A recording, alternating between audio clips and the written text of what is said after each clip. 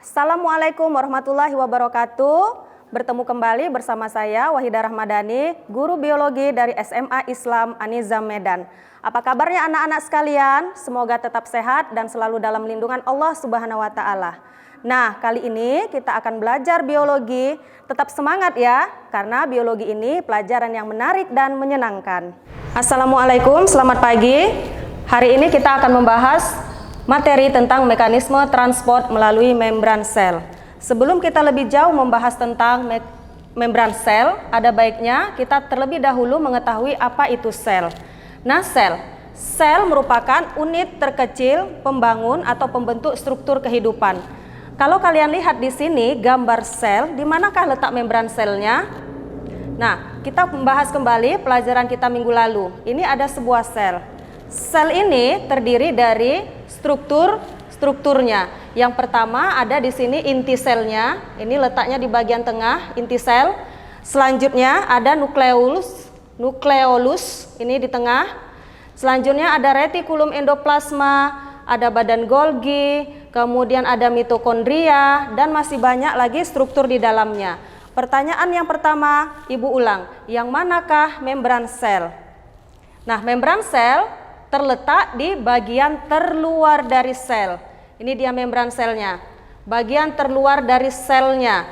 Membran sel ini karena dia di bagian terluar dari sel berfungsi sebagai pelindung isi sel.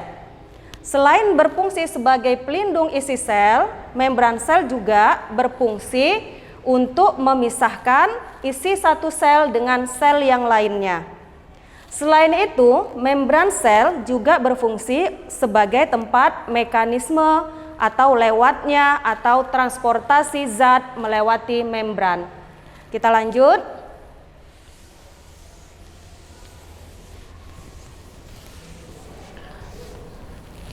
Ke membran sel. Nah, tadi sudah tahu ya yang mana membran sel? Membran sel tadi pembungkus dari isi sel. Kalau kita perhatikan strukturnya lebih dalam, inilah dia struktur dari membran sel. Membran sel terdiri dari dua lapis. Lapisannya ini disebut dengan lapisan lipid bilayer. Ya, dua lapis. Nah, lapisan ini terdiri dari bagian atas, ini terpisah ya. Ini ada lipid bilayer yang atas, ini ada yang bagian bawah. Jadi dia ada dua lapis.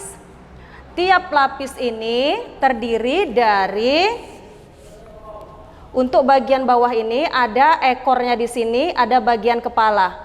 Begitu juga dengan lapisan yang atas, ada bagian ekor, ada bagian kepala. Jadi strukturnya ini semua ada bagian ekor dan ada bagian kepala. Nah, bagian ekornya ini tersusun dari lipid. Lipid itu adalah lemak ya. Sementara bagian kepalanya ini terletak di bagian permukaan yang disebut atau strukturnya dibentuk dari fosfat.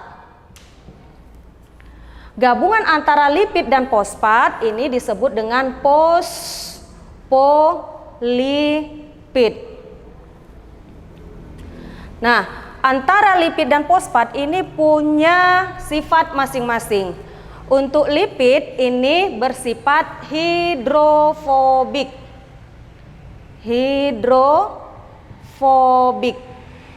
Hidrofobik artinya takut akan air, ini air, fobik. Bisa kita analogikan fobia atau takut, jadi hidrofobik adalah takut akan air. Sementara untuk fosfat ini sifatnya hidrofilik.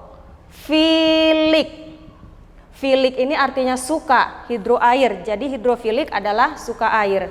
Itulah mengapa Sang Pencipta menyusun si membran sel ini dengan benar-benar sempurna. Untuk bagian lipid ini disusun di bagian dalam karena lipid ini takut akan air. Sementara untuk fosfat dia di bagian permukaan karena fosfat ini sifatnya suka akan air. Nah, membran sel tadi fungsi utamanya adalah membungkus isi sel. Kita ketahui bersama bahwa 85 sampai 95% isi sel adalah air. Jadi air Air yang mengisi sel disebut dengan sitoplasma. Jadi untuk membran sel ini dia berhubungan dekat atau berhubungan erat atau berbatasan langsung dengan cairan sel. Sehingga untuk si lipid ini diletakkanlah dia di bagian permukaan dalam, sementara untuk fosfat dia di permukaan luar. Karena lipid atau lemak ini sifatnya tidak akan pernah bisa bercampur dengan cairan. Nah, selain lipid bilayer atau fosfolipid, struktur dari membran sel di sini ada protein. Nah, protein ini terbagi dua, ada protein integral, ada protein perifer. Untuk protein integral, protein ini dia menembus di antara dua lapisan bilayer. Jadi dia nembus ya, masuk ke dalam. Sementara untuk protein periferal, proteinnya hanya berada di bagian permukaan dari membran selnya. Misalnya ini di sini, ini dia proteinnya berada di bagian permukaan membran sel. Disebut dengan protein periferal.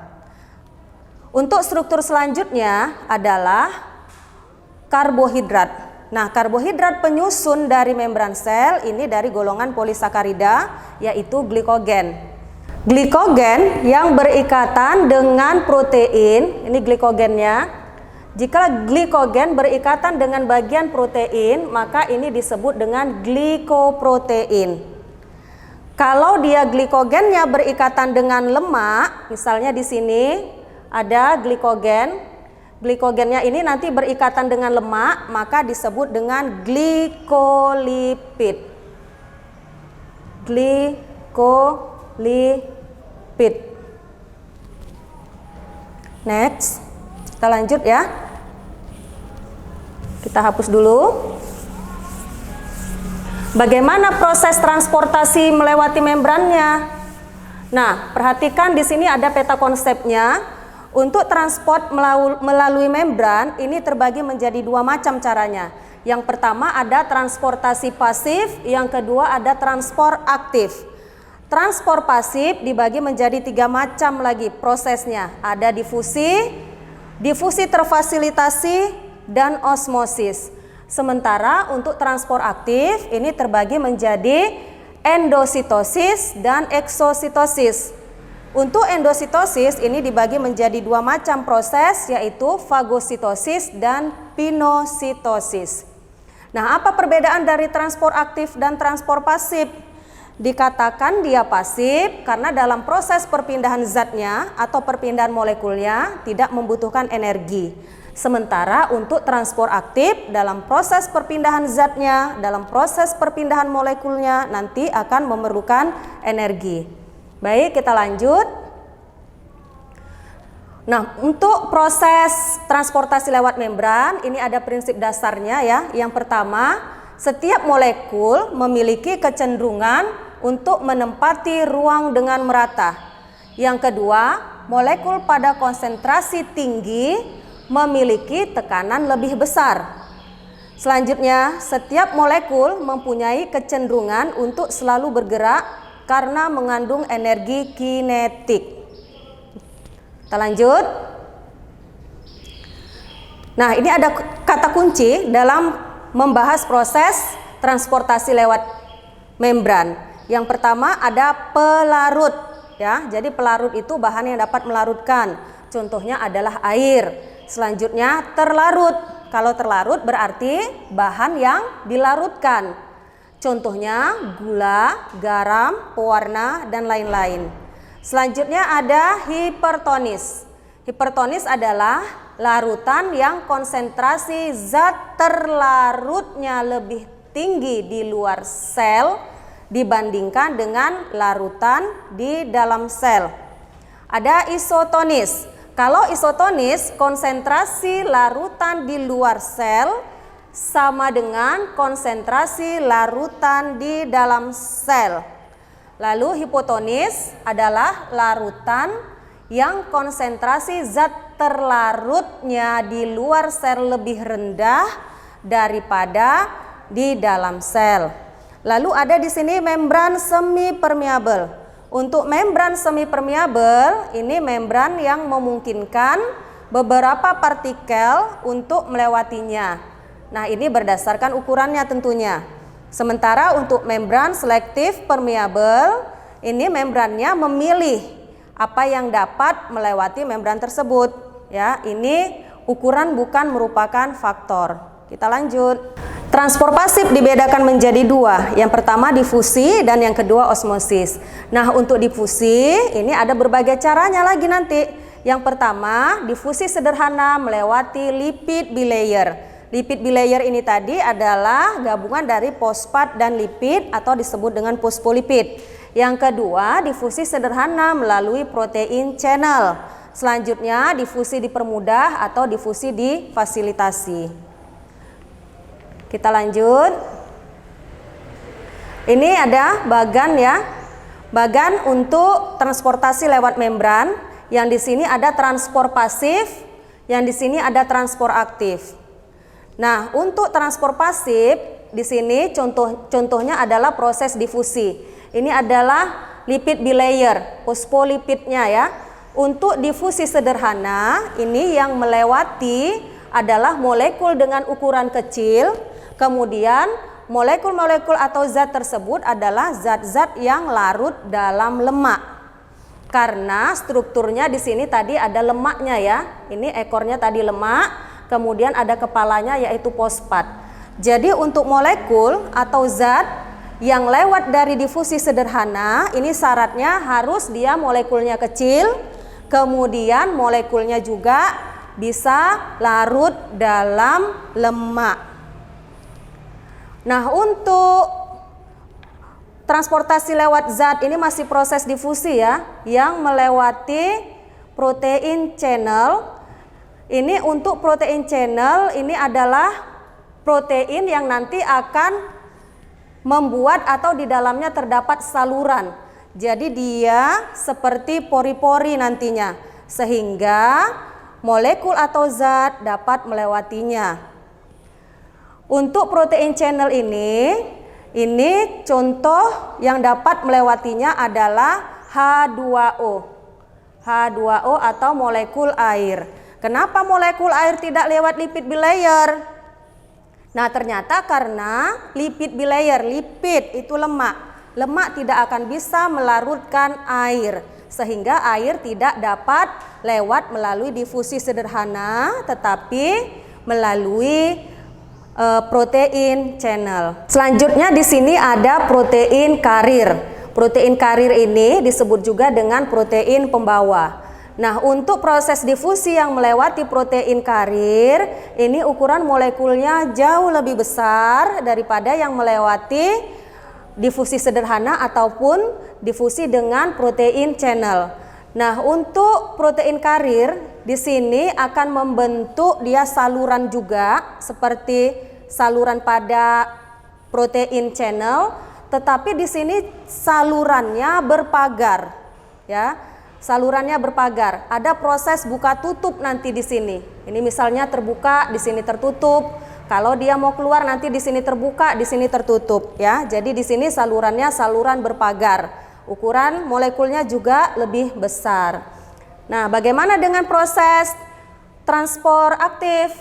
Untuk proses transport aktif, tadi dari awal sudah Ibu katakan bahwa transport aktif adalah transport lewat membran yang membutuhkan energi. Kenapa dia butuh energi? Nah, dia butuh energi karena melawan gradien konsentrasi. Ini ya, melawan gradien konsentrasi. Jadi untuk proses perpindahan zat itu normalnya dia dari konsentrasi tinggi ke konsentrasi rendah. Bisa dilihat ya, kalau di sini kan partikel-partikelnya atau molekulnya banyak ya. Ada banyak molekul di luar sel. Kalau di sini hanya sedikit. Jadi kalau dia proses perpindahannya, dia pada umumnya dari konsentrasi yang tinggi ke konsentrasi yang rendah. Tetapi untuk proses transport aktif ini melawan gradien konsentrasi. Dia proses perpindahannya dari konsentrasi rendah ke konsentrasi yang tinggi.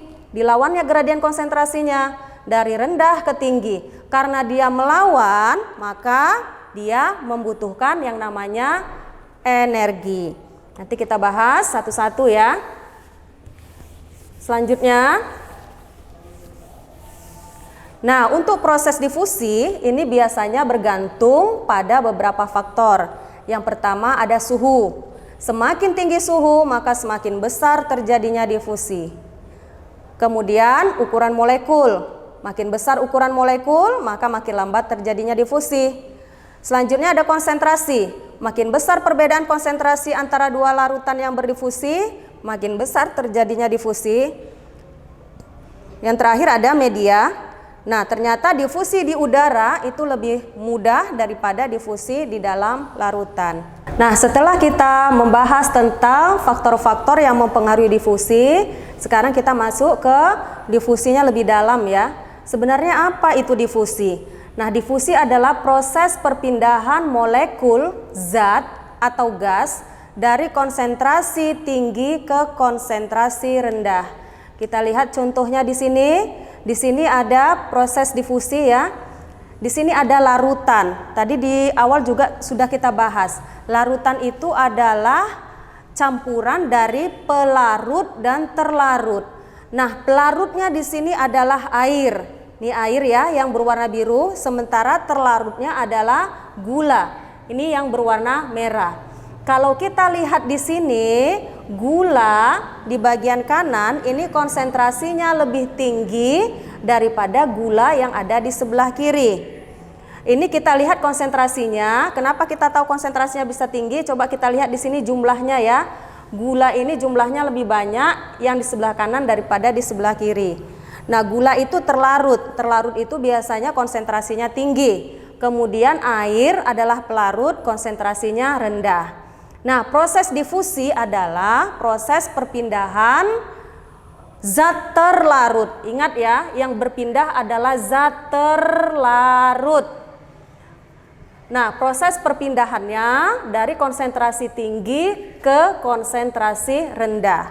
Konsentrasi tinggi di sini maksudnya konsentrasi zat terlarutnya yang tinggi ke konsentrasi zat terlarutnya yang rendah.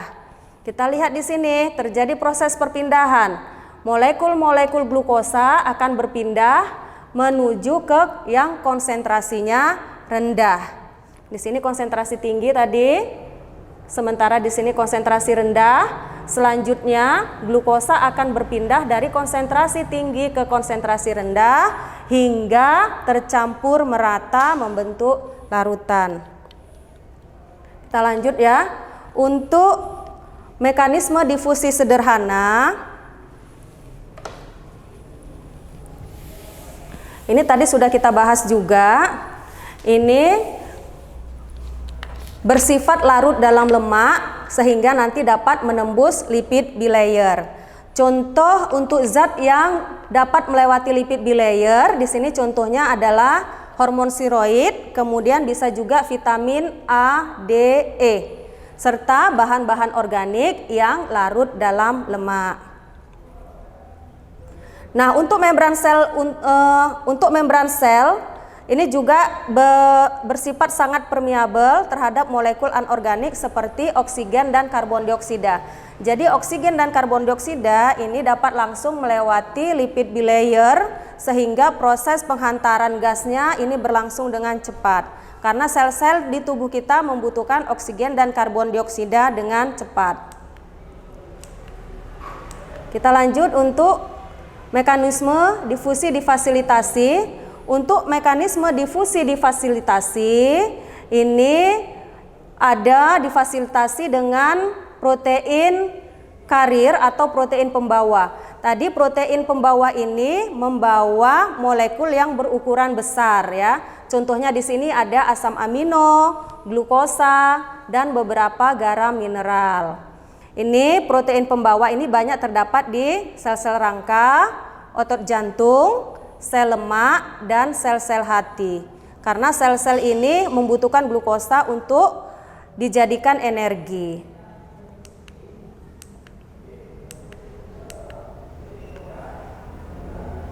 Ini ada tadi ya, untuk proses perpindahannya. Ini juga sudah dibahas tadi. Kalau di sini melewati lipid bilayer, Yang ini melewati protein channel atau saluran yang membentuk pori, yang lewat adalah H2O, sementara yang ini untuk molekul-molekul dengan ukuran besar, misalnya glukosa, asam amino, dan lain sebagainya.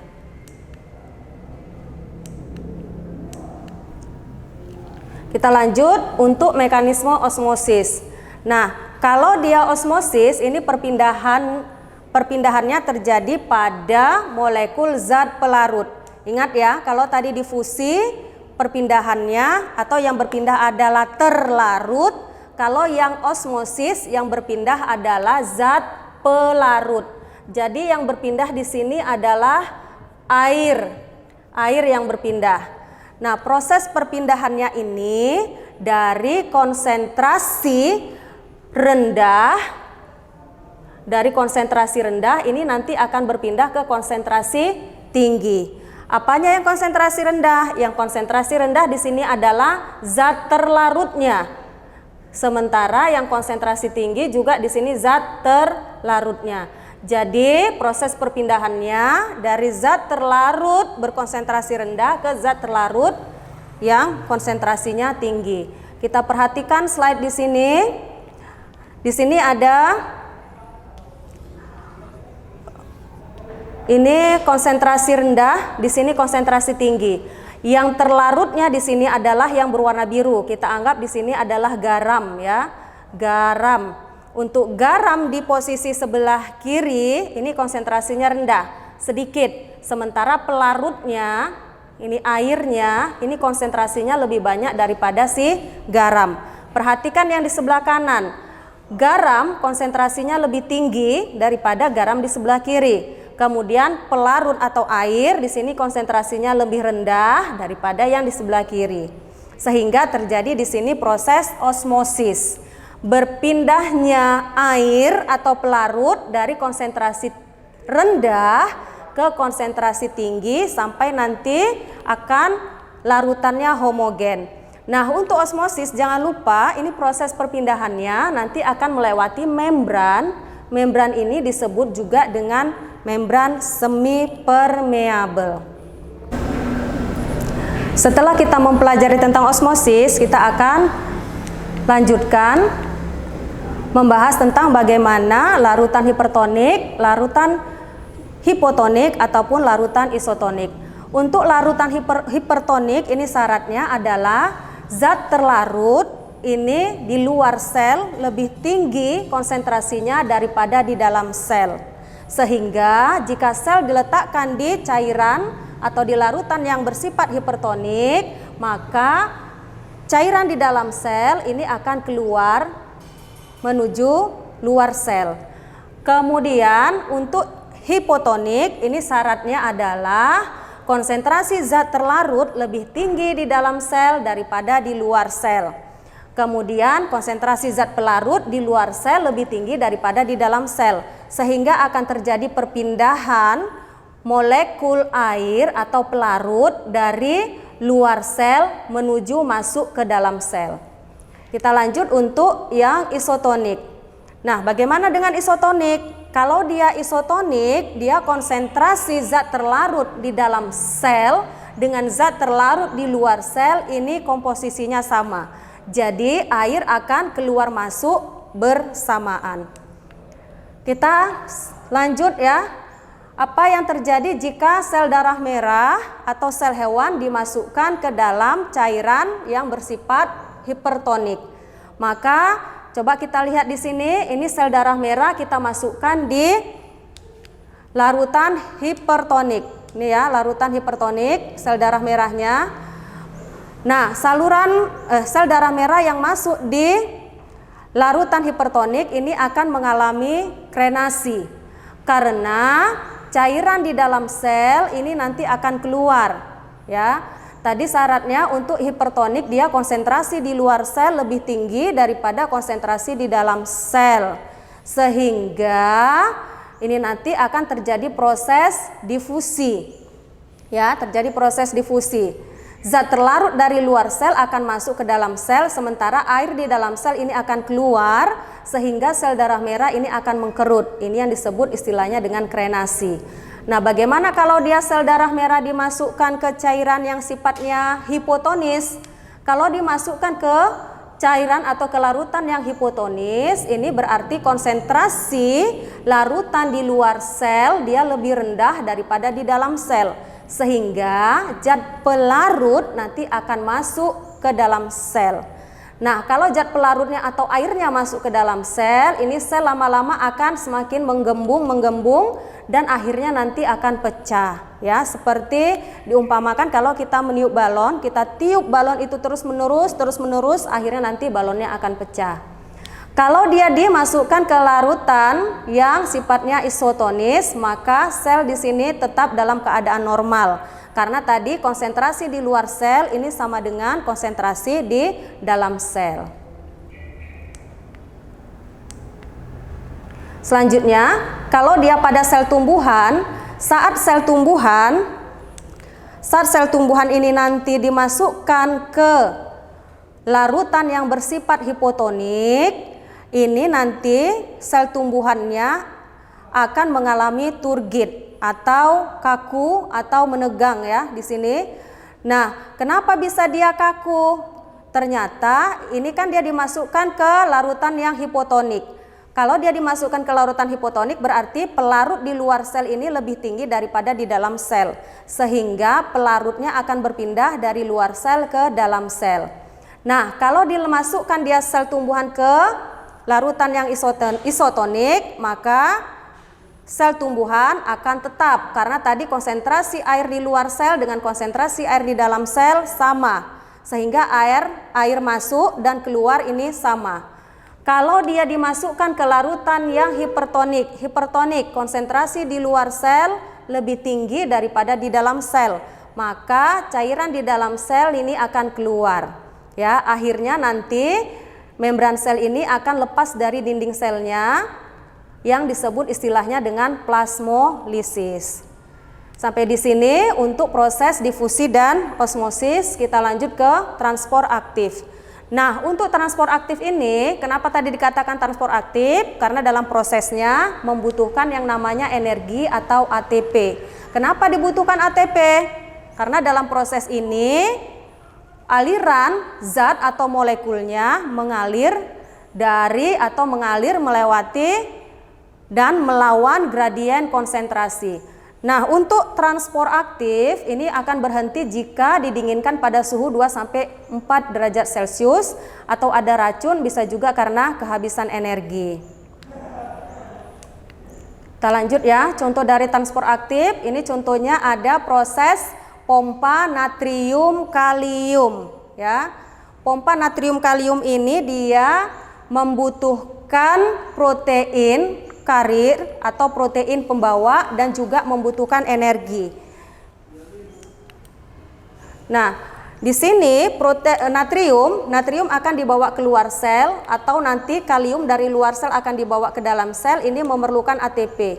Jadi ATP ini fungsinya adalah untuk membuka si pagarnya ini tadi. Ini kan tadi saluran berpagar, ya, untuk protein karir. Jadi ATP-nya fungsinya untuk membuka pagarnya agar natrium dan kalium bisa melewati membran sel. Kita lanjut ke pembagian transport aktif tadi. Ada proses endositosis dan ada juga proses eksositosis.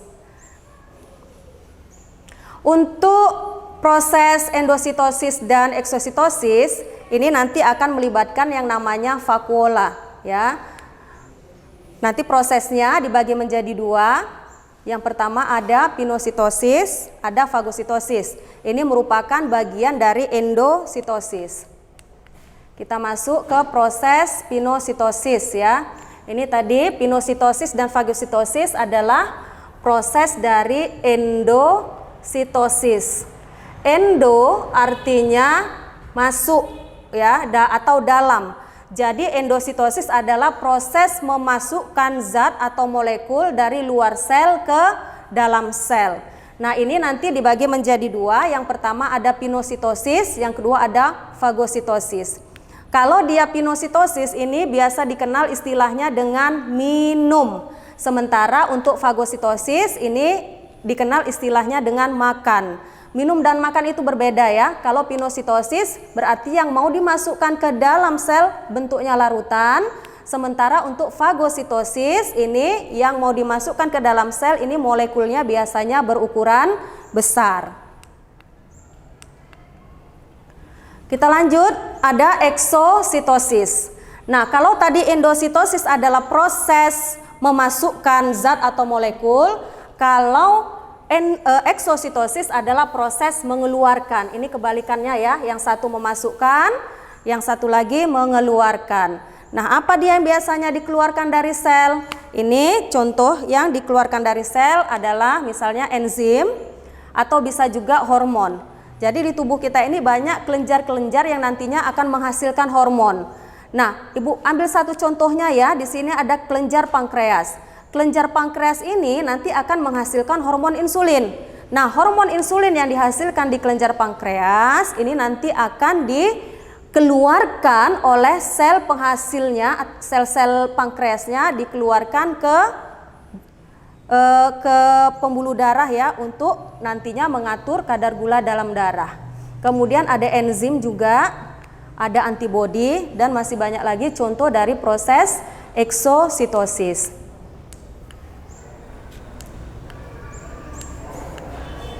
Nah, bagaimana prosesnya? Ini tadi melibatkan yang namanya vakuola. Ya, ini adalah slide proses endositosis. Di sini proses memasukkan ya. Ini sitosol. Sitosol ini berarti sel. Kemudian ini berarti di dalam sel, yang di sini di luar sel. Ini proses memasukkan endositosis. Apa di sini yang mau dimasukkan? Kalau kita lihat di sini partikel-partikel halus ya. Nah, di sini berupa cairan, berarti proses ini adalah pinositosis atau minum, karena yang mau diedarkan atau yang mau dipindahkan masuk ke dalam sel adalah cairan di sini. Nah, prosesnya bisa kalian lihat di sini. Di sini terjadi pelekukan ya atau invaginasi, kemudian di sini mulai menutup dan akhirnya lepas masuk partikelnya ke dalam sel. Nah, bagaimana dengan fagositosis? Ini dia fagositosis. Tadi sudah kita bahas ya, kalau fagositosis itu adalah makan. Jadi kalau makan berarti partikel yang mau dimasukkan ke dalam tubuh dia dalam bentuk padatan, bukan cairan. Ini contohnya adalah bakteri ya. Bakteri yang dimangsa oleh sel lisosom. Demikianlah pembelajaran kita hari ini. Sampai bertemu kembali di video pembelajaran berikutnya. Jangan lupa untuk like, comment, and share. SMA Islam An-Nizam, unggul, cerdas, Islami. Assalamualaikum warahmatullahi wabarakatuh.